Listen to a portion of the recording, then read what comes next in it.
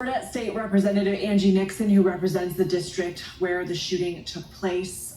Thank you for being with us. I'm so sorry that you're joining us under these circumstances for the entire community. I want to ask you, Governor DeSantis just spoke about the shooting a short time ago. Let's play part of it. Florida, the state, and its people condemn the horrific racially motivated murders perpetrated by a deranged scumbag in Jacksonville at the Dollar General store. Perpetrating violence of this kind is unacceptable, and targeting people due to their race has no place in the state of Florida. What do you make of that condemnation?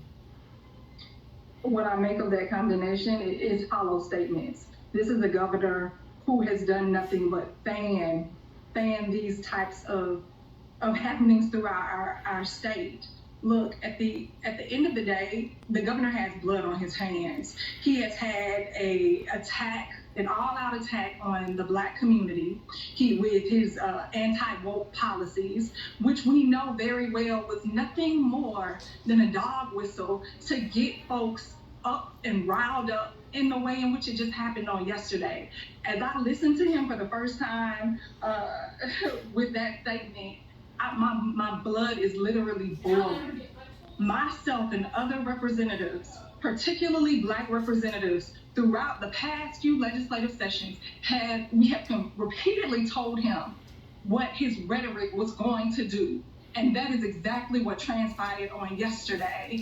This is absurd. It's ridiculous. He is one of the causes to this. This is an agenda that he has been pushing since he has gotten into office. He showed us who he was when he initially ran for governor, saying, don't monkey this around, don't monkey this up. Those type of statements, it only leads to things like this.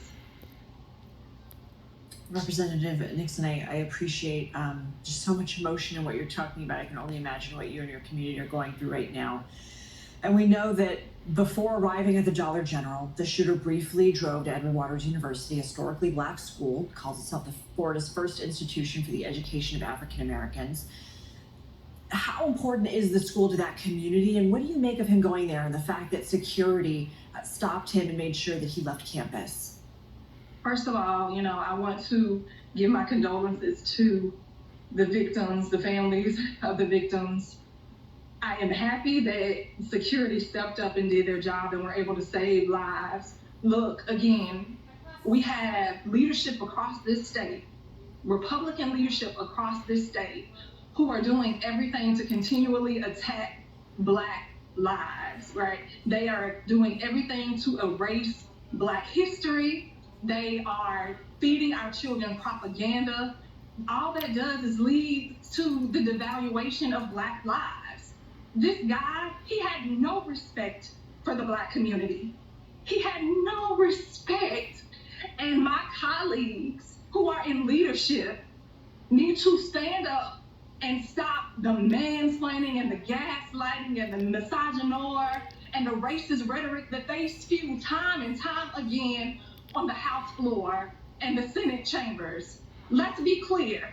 This is the same state legislature that just recently passed a bill to rename a portion of our roadways after Rush Limbaugh. That is what we're dealing with here in the state of Florida. That is why I am so angry. And then we have a very vindictive governor who, if we speak out, we're punished as elected officials. I, along with Representative McCarty, sat on that House floor when he unconstitutionally came after 2 congressional Black districts to remove them. I was placed in a basement with rats because I stood up for my community. I am more than angry, and now that I see families that no longer have their family members to come to, this is here in Florida. Governor DeSantis and the Republican Party of Florida are doing nothing but hurting us. And I am angry, and I will not continue to sit idly by. Representative, we hear your words loud and clear, and we want to keep talking with you. The gunman used an AR-style rifle. We know that there's debate over whether to focus on this crisis at gun reform, the state level or nationally, or whether it's a mental health crisis or both. for states like Florida, where gun laws are really only ever loosened these days, and it feels like, and we know that Democrats are the minority in the state legislature, what do you look for change? I mean, do you feel like the answer's in Washington? I feel like it has to be a top-down, bottom-up approach, right? I feel that all of the elected leaders need to come together and push out this hateful rhetoric, which has just been exacerbated since around 2015, 2016. I feel that our community members need to hold us elected officials accountable. We work for you, right? We work for you, and you need to hold us accountable, not just at the ballot box, but year-round. You need to push the policies that you deserve, right? And you know, at the end of the day, we need common sense gun reform. We do, but also as elected officials, we need to be accountable for the words that come out of our mouths time and time again, for the policies that we push, for the communities and families that we are hurting. I have families calling me day in and day out saying they can no longer afford Florida. They do not feel safe. The NAACP issuing a travel advisory, that is real. That is what's happening in the state of Florida. And yet, time and time again, when I am on the House floor, when I am telling all the folks what's happening in our state, in the House floor from leaders, we get microaggressions. We get, oh, that's not real.